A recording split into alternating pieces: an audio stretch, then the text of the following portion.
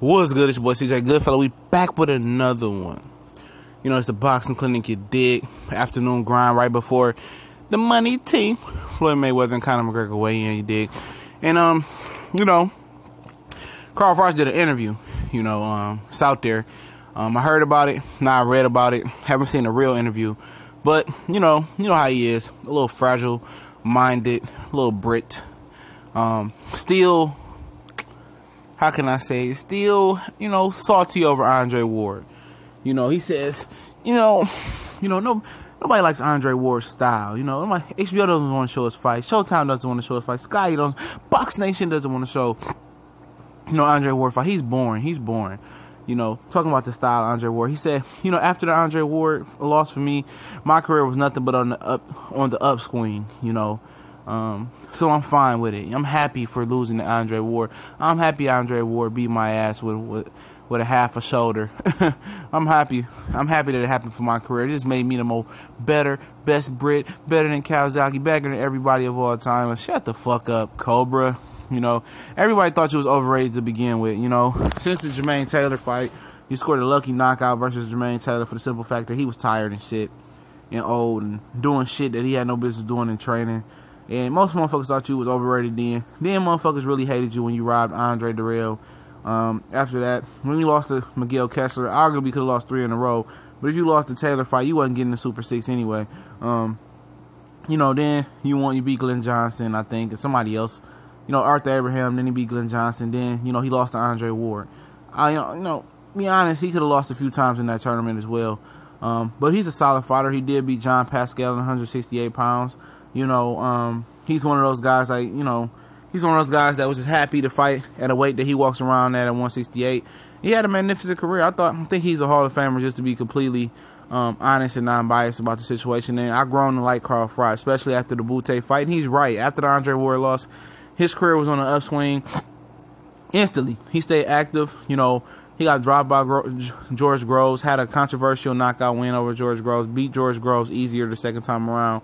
And, fought at the Wembley Stadium and did big numbers, and his star was on the rise.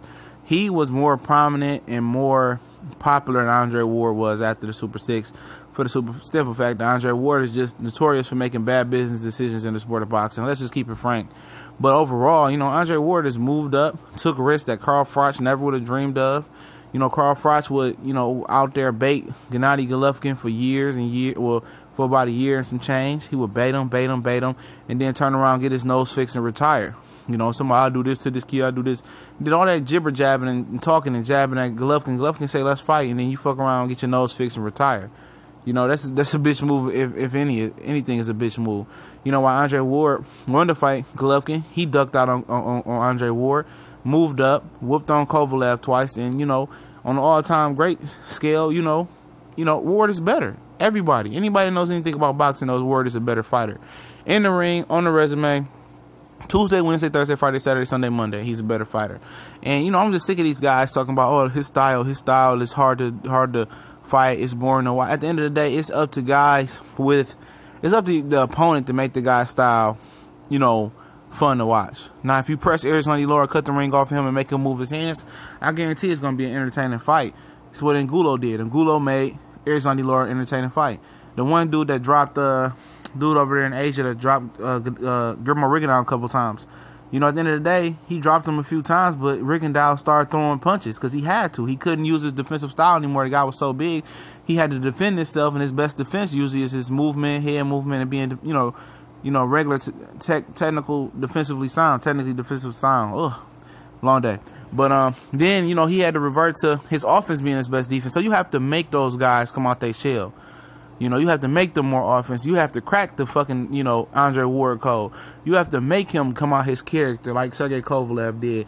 And, quite frankly, Carl Froch wasn't good enough to make Andre Ward come out his character. And let's just keep it 100. He wasn't. A lot of guys ain't.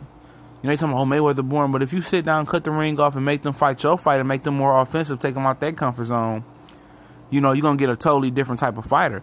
And what you're going to find is, I say about 7.5 times out of 10 when you get to this elite level, the guys that you think can't fight your style or fight your fight, they can. They have a backup plan. They're not just a A fighter without a plan B, but we gone.